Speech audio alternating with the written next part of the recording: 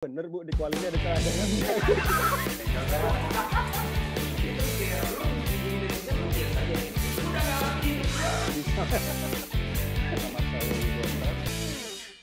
Halo semuanya, ketemu lagi bersama saya Yudi Oktav bersama Anton Sanjoyo. Kita akan bahas kali ini pertandingan, khususnya pertandingan menghadapi Irak di Piala Asia U23 dan sedikit mengulas pertandingan kemarin ketika kita kalah dari Uzbekistan. Nah, sebelum kita membahas soal Irak, Joy, kemarin kita sebelum pertandingan tentu secara nasionalisme kita berharap banget kita bisa menang, lolos ke final dan langsung tampil di uh, Piala atau di Olimpiade. Namun kita tampaknya kalau melihat secara permainan di Uzbekistan memang sedikit di atas tim kita gitu. Secara permainan, kemudian secara mental segala macam. Mungkin Joy bisa sedikit mengupas dulu untuk pertandingan yang telah lewat kemarin, Joy. Gimana, Joy? Ya, beberapa kali saya diminta mereview di sejumlah media lah, Yud ya. Hmm, Terus saya bilang, kita ini kan overlook sama Uzbekistan. hmm, Orang-orang Indonesia terutama, ya mungkin juga Sintayong ya, saya nggak hmm, ngerti. Tapi kita overlook overall, apa secara keseluruhan kita tuh sama Uzbekistan tuh nganggep nggak ada. Yang kita lihat tuh Jepang, Korea gitu ya. Padahal Uzbekistan ini kan juara 2018, ya kan? hmm, Dia runner up di 2022, U20 mereka juga juara di Piala Asia kan? hmm, Belum lama ini. Jadi materi-materi itu ya meskipun Indonesia juga sebetulnya kan sebagian setengah materinya itu kan tim yang juara di SEA Games ya, gitu. Jadi memang sebetulnya ini pertemuan antara dua tim yang pengalamannya udah cukup banyak di level hmm, internasional gitu. hmm, Ada 12 pemain Uzbekistan yang udah masuk di tim senior, Indonesia punya 14. hmm, Tapi yang saya lihat di roster mereka memang pemain-pemain Uzbekistan ini kebanyakan regular starter di klubnya. hmm, Kebanyakan regular starter. Jadi memang mereka jam terbangnya tinggi. hmm, Caps-nya mungkin nggak terlalu banyak di national team yang udah masuk tim senior ya.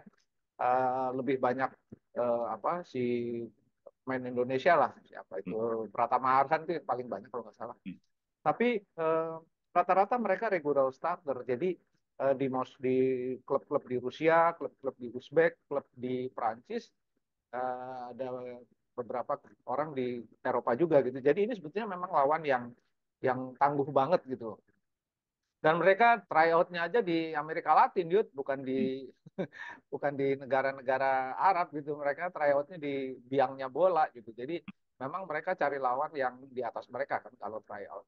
Jadi bayangin aja dan mereka ini kan sebetulnya kumpulan orang yang masih punya hubungan dengan Uni Soviet gitu hmm, loh, kumpulan yang dulu waktu Uni Soviet masih masih USSR kan mereka adalah negara bagian yang banyak menyumbang atlet buat Olimpiade. Jadi memang hmm, negara ini kuat, Yud, ya, sepak bolanya, olahraganya kuat gitu. Nah, kemarin waktu saya preview saya katakan saya nggak berani nih waktu lawan Korsel, bahkan saya bilang 455 hmm, gitu ya.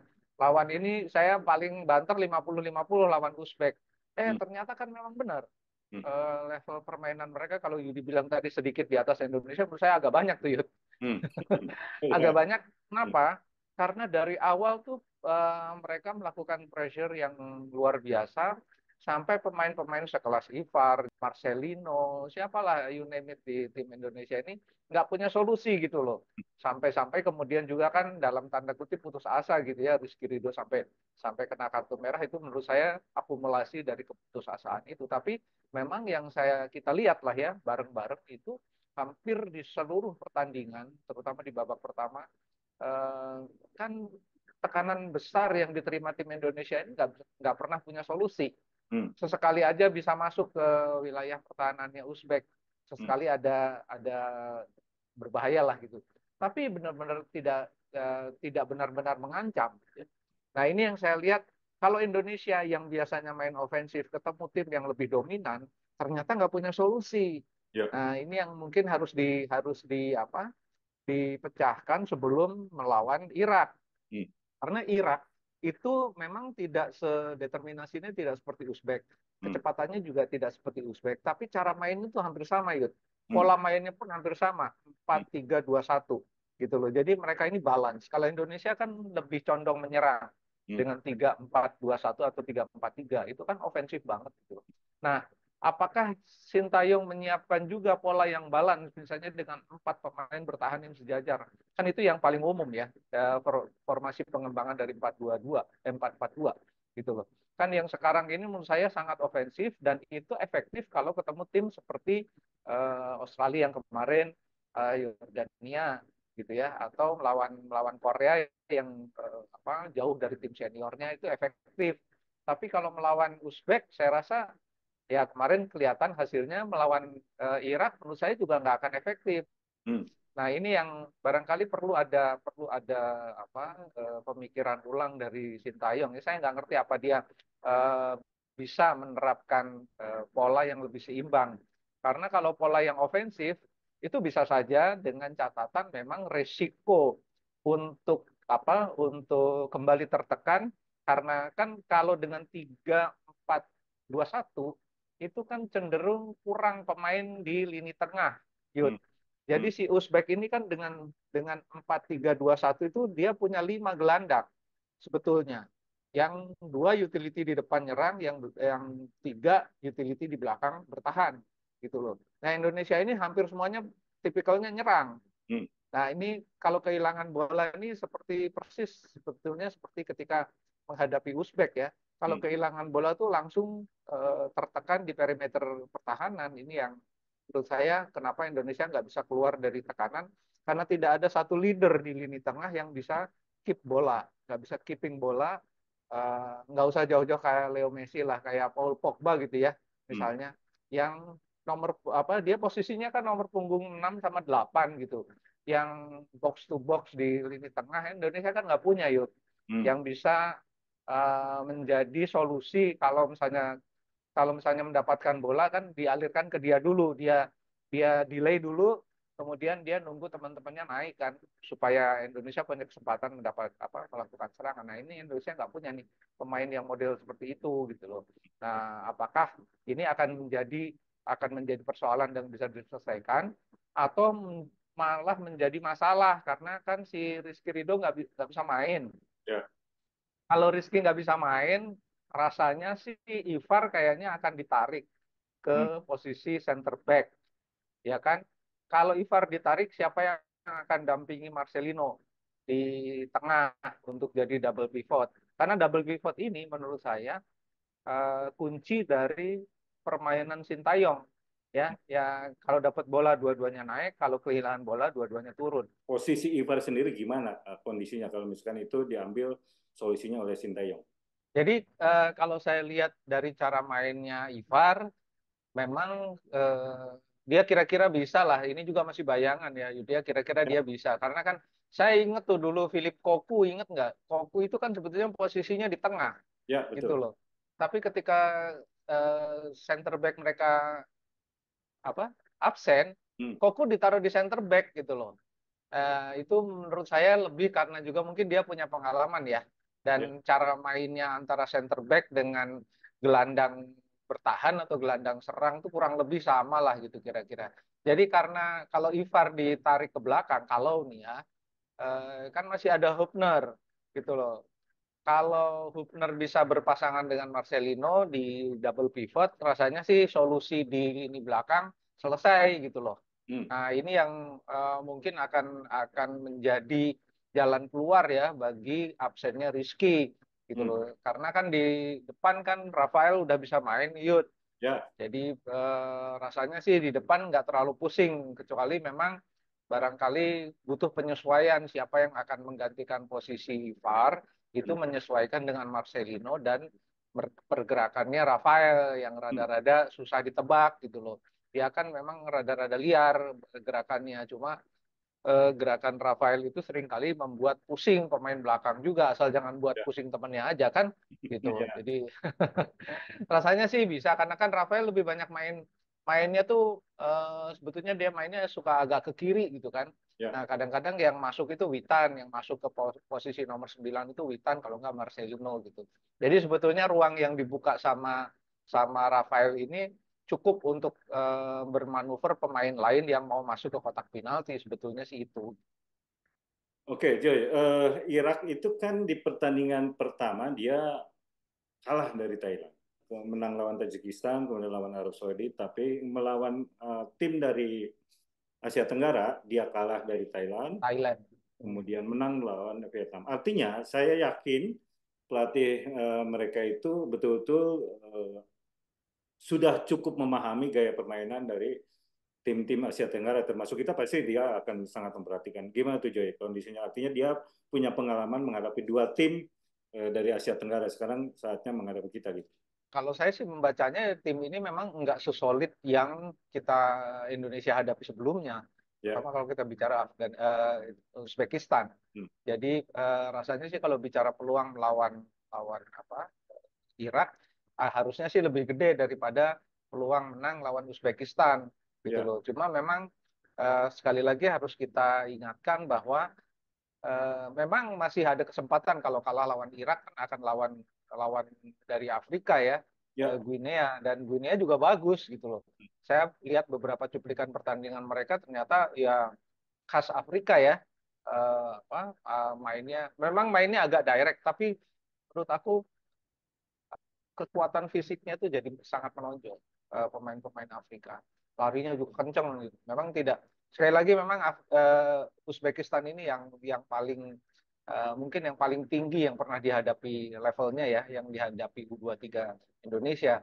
Tapi Guinea tidak kalah peliknya tuh. Hmm. Ya makanya kalau mau aman ya harusnya lolos sekarang.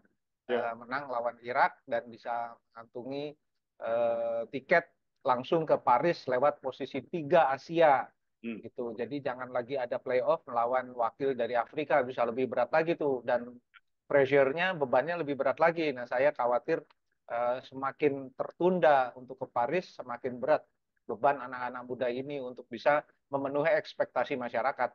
Uh, Mudah-mudahan sih bisa langsung ya Ya. ke Paris lewat kemenangan atas Irak. Saya kira itu, Yud.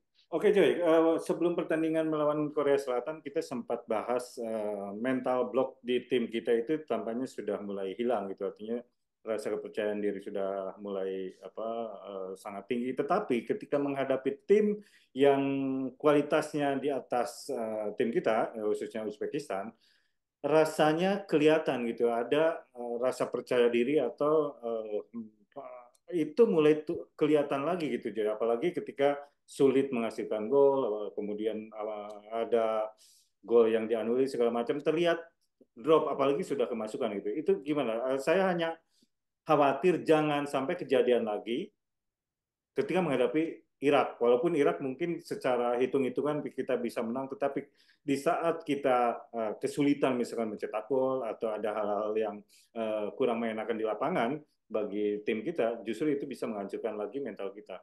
Gimana Joy? Ya untungnya itu udah diakui oleh Sintayong, Yud. Jadi menurut saya pengakuan itu bagus. Artinya Sintayong menyadari bahwa sebelum melawan Uzbekistan itu rasa gugupnya yang mendominasi tim asuhannya. Hmm. Jadi harusnya sih dia udah punya solusi pertama untuk mengusir rasa gugupnya itu karena kalau dilihat dari penampilannya kan sebetulnya naik terus Hmm. sejak lawan Qatar, sejak lawan Australia, lawan Yordania, lawan Korea kan naik terus. Saya lawan Korea sedikit turun lah.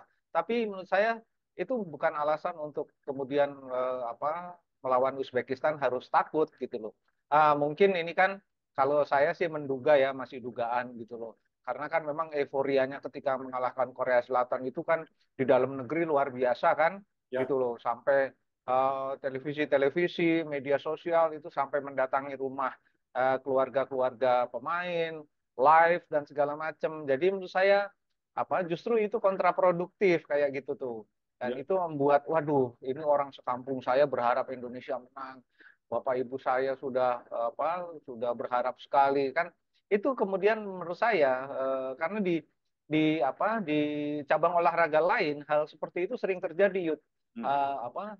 Ekspektasi yang terlalu tinggi coverage media yang berlebihan itu membuat seorang star yang tadinya diharapkan menjadi bintang tiba-tiba eh, layu sebelum berkembang lah gitu. Kalau di dunia tenis banyak sekali yang bisa saya sebutkan, tapi memang itu sering terjadi. Nah ini jangan sampai ini terulang lagi, makanya ini melawan Irak nih, please lah, nggak usah lagi berlebay-lebay gitu ya, media-media apa media sosial juga, biarkan mereka tuh menghadapi pertandingan tuh seperti layaknya anak-anak mau main bola aja gitu. Ya, Apa ya, keluar bertanding senang menang kalah gimana ntar gitu. ya. Nah ini kan yang harus yang harus ditanamkan di stakeholder sepak bola, jangan memberi mereka terlalu beban terlalu banyak justru dengan sanjungan-sanjungan yang berlebihan. Itu yang membuat rasanya sih Sintayong mengakui dalam arti melawan Uzbekistan itu ketegangannya begitu terasa sehingga memang nggak keluar semuanya, sehingga strategi yang dia jalankan yang dia rencanakan pun nggak jalan gitu. Hmm. Nah ini mudah-mudahan lawan Irak udah lepas dari semua itu dan mereka bisa bermain dengan lepas, dengan nothing tulus gitu, sehingga semua kemampuannya keluar, dan itu kan menurut saya jauh lebih bagus karena kan kemampuannya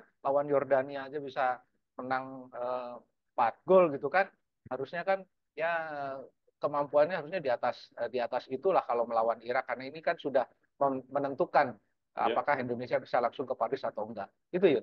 Ya, oke, catatannya ini bagi siapapun, media, netizen, ya pendukung kita, termasuk sebetulnya kalau saya sih berharap justru ini yang harus dijaga itu PSSI-nya. Artinya jangan sampai terlalu euforia yang berlebihan, karena pasti saya yakin kita sepakat lah Joy. Tadi Joy katakan pasti beban kepada para pemain itu, pasti mereka juga mendengar orang tuanya yang tidak pernah masuk TV tiba-tiba masuk TV gitu kan, itu Iya kan. tidak langsung secara fisiologis pasti sampai ke mereka. Pasti itu saya yakin mereka terbebani hal-hal seperti itu.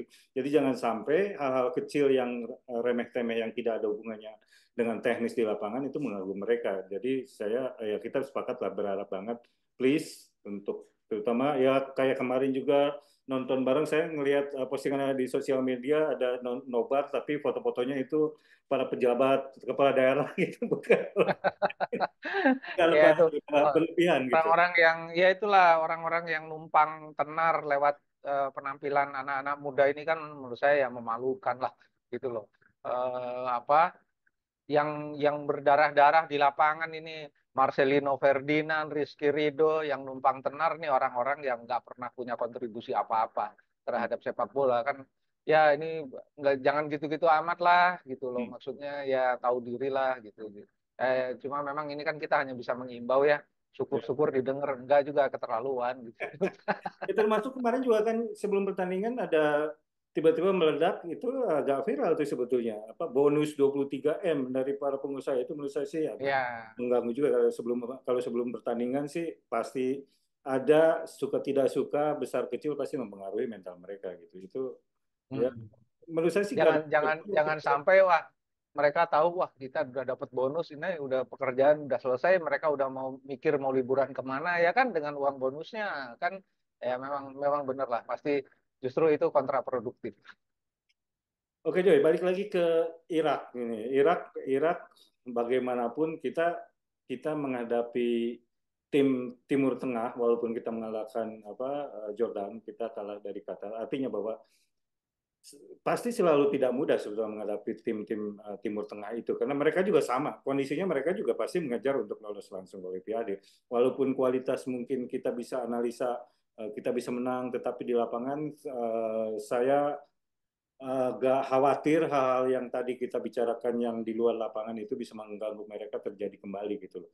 Nah, bagaimana Sinteyong itu betul-betul harus fokus untuk menjaga tim ini di lapangan gitu, Joy. Khususnya secara teknis lah. Karena hal yang berhubungan dengan non teknis saya lihat dalam hari-hari terakhir masih aja terus terjadi gitu dan tidak menutup kemungkinan besok juga itu bisa mengganggu. Nah, gimana sih antisipasinya ini yang paling utama itu, Joy? Irak ini kan kalau lihat dari formasinya mirip-mirip sama Uzbek Yud. Hmm, Mereka pakai 4 pemain belakang sejajar hmm, dengan dua dua gelandang bertahan dan 3 gelandang menyerang. hmm, Jadi mereka punya 5 pemain agak terbalik dengan Uzbek. Uzbek kan pakai 5-3-2-1. Kalau Irak itu 5-2-3-1 gitu loh. Jadi sebetulnya lebih balance si Uzbek. Tapi Irak menurut saya dengan formasi 5-2-3-1 itu memang lebih ofensif. Cuma problemnya adalah di lini tengah mereka juga kuat gitu.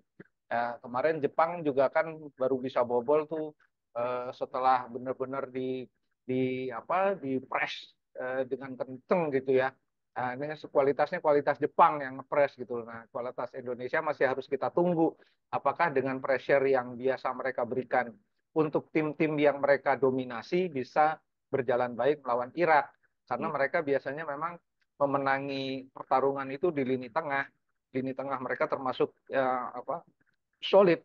Nah, ini yang menjadi PR bagi Sintayong karena gaya mainnya sih mirip-mirip Uzbekistan, cuma memang determinasi dan kecepatannya di bawah Uzbekistan lah. Tapi ya tetap cepat Yud untuk ukuran U23 ini termasuk mereka adalah yang punya rasanya sih punya determinasi yang dalam pertandingan itu ya salah satu yang terbaik lah. Bisa masuk 4 besar kan eh, luar biasa gitu loh. Seperti halnya Indonesia kan orang tidak pernah menyangka Indonesia bisa main dengan begitu ofensif.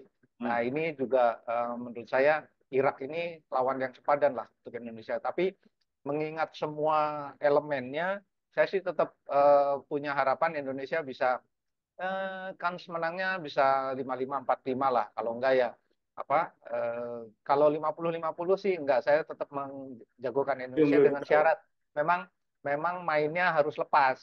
Kalau mainnya tertekan punya beban yang bebannya non teknis ya pasti tidak akan keluar semua rencananya Sintayong di lapangan jadi nggak jalan gitu loh. Dan harus ada pemain yang betul-betul bisa menjadi leader. Kalau Rizky Ridho nggak ada, memang itu kan seperti kita bilang tadi leader di belakang nggak ada gitu. Tapi leader di tengah harusnya sih bisa ya. Kalau misalnya eh, eh, di Hapner ada di tengah, rasanya sih dia harusnya bisa ya. Atau kalau Ivar ada di sekitar posisi nomor punggung 6, harusnya dia bisa juga menjadi melakukan komando-komando di sekitar lini tengah. Harusnya sih mereka berdua itu jadi solusi dengan keabsennya Rizky Ridho. Dan pertarungan memang akan sangat intens di lini tengah. Oke, secara teknis mungkin secara di lapangan kita yakini tim kita ada keunggulan, sedikit unggul lah dari mereka. Kenapa saya garis bawahi soal non teknis selalu? Karena setelah kalah dari Uzbekistan itu yang ramai justru masalah-masalah apa kembali menyalahkan wasit lah, kemudian gol yang dianulir lah. Yang menurut saya ini catatan atau kritikan atau masukan kepada siapapun, baik itu netizen, PSSI, semualah supporter. Kalau sudah pertandingan, stop, selesai gitu. Tidak perlu lagi dibahas karena mau membahas apapun juga tidak akan mengubah hasil gitu. Rules of the game-nya itu di situ sudah selesai gitu. Jadi memang nggak ada lagi yang harus dibahas kecuali masalah evaluasi di tim itu urusannya Sintayong. Tapi kalau urusan kemarin VAR segala macam dibahas meributkan menurut saya itu tidak produktif gitu artinya dan tidak akan mengubah pertandingan gitu ya Joy. Ya, dan itu juga yang harri diingatkan ke pemain ya. Di lapangan kan sekarang VAR ini ketat gitu. Jadi nggak bisa lagi membuat pelanggaran-pelanggaran silly foul gitu ya. Pelanggaran-pelanggaran yang konyol gitu istilahnya. Dan itu membuat konstelasi pertandingan menjadi berubah banget. Kan keluarnya Rizky Ridho itu kan membuat konstelasinya berubah banget. Ya. Gitu. Dan ini yang harus diingatkan juga. Udah nggak bisa lagi dengan cara-cara seperti itu. Dan rasanya sih ini anak-anak muda memang kan semangatnya luar biasa tinggi. Jangan sampai terprovokasi juga kan. Ini negara-negara Timur Tengah ini kan divingnya banyak lah, dramanya juga banyak, gitu kan.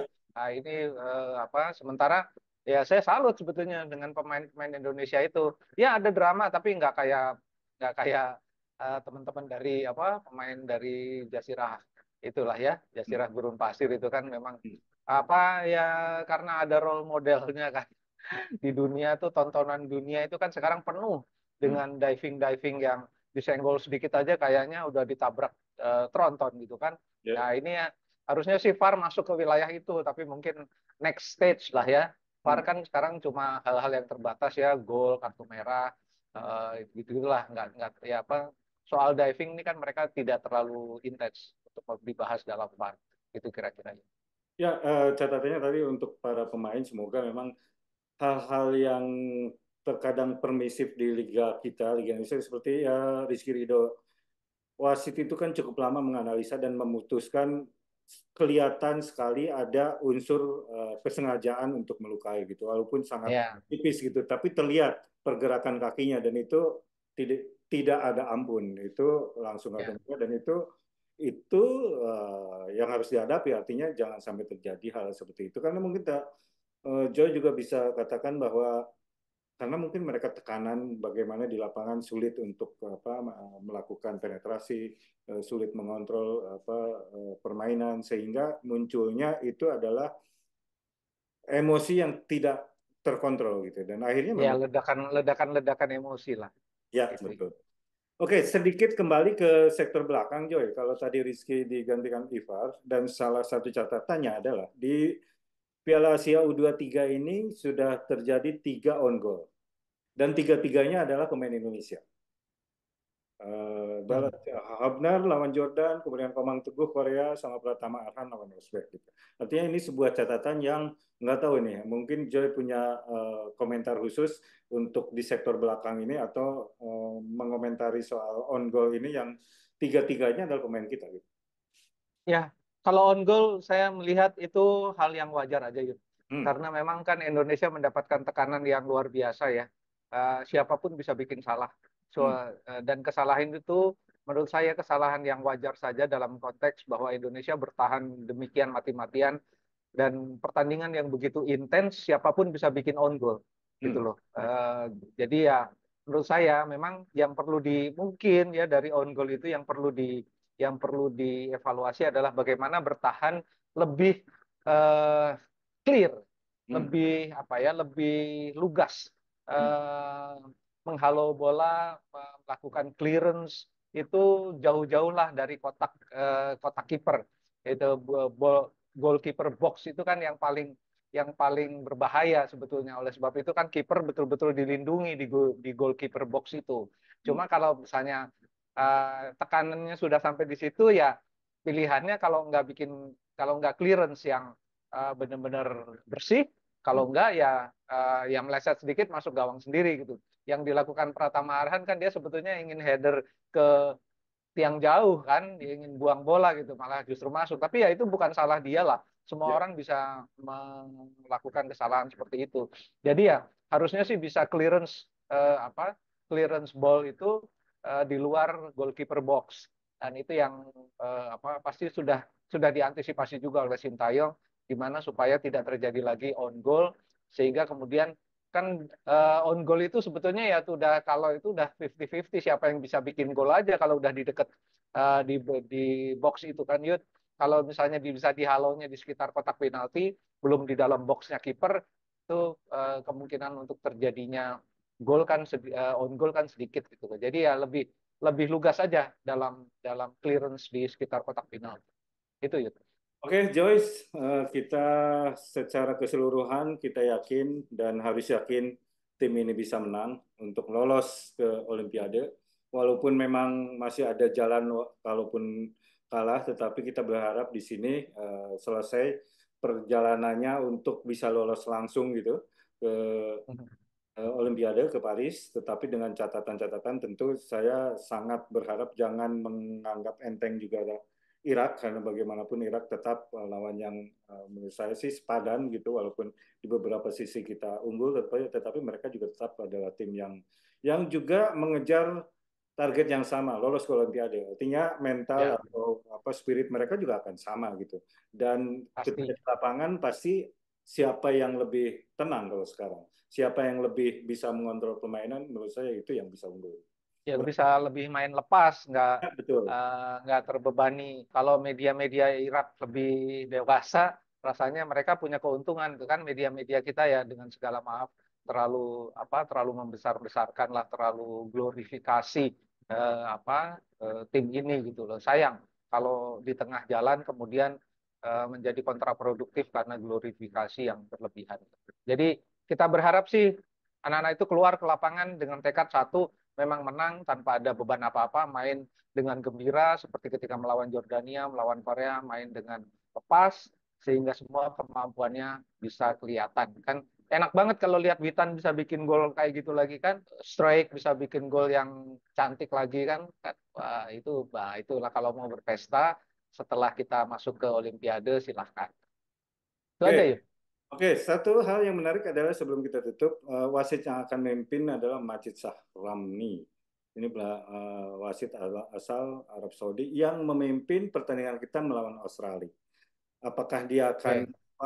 akan beras sebelah? Saya tidak yakin. Artinya dia akan bekerja profesional. Artinya saya hanya ingin memberikan penekanan bahwa apapun yang terjadi di lapangan itu sudah selesai gitu. Kita berharap pemain kita bisa all out dan tidak terbebani. Karena kalau misalkan nanti kita kalah seolah-olah wasitnya memihak karena tetangga Irak Wah, bisa ya kan? sama-sama dari negara Ya Timur dari Tengah gitu ya Timur kan bisa Tengah. aja. Kalau kita menang bisa dianggap mereka tidak suka Irak ya. Itu hal-hal yang non teknis seperti Udah, itu sebaiknya tidak harus nggak usah dipikirin lah. Maksudnya pikirin. anak-anak itu biar main aja, nggak usah mikirin wasitnya siapa, kayak mau wasitnya setan belang kayak biarin aja lah. Yang penting main bagus kan, bikin gol sebanyak-banyaknya ke gawang kira.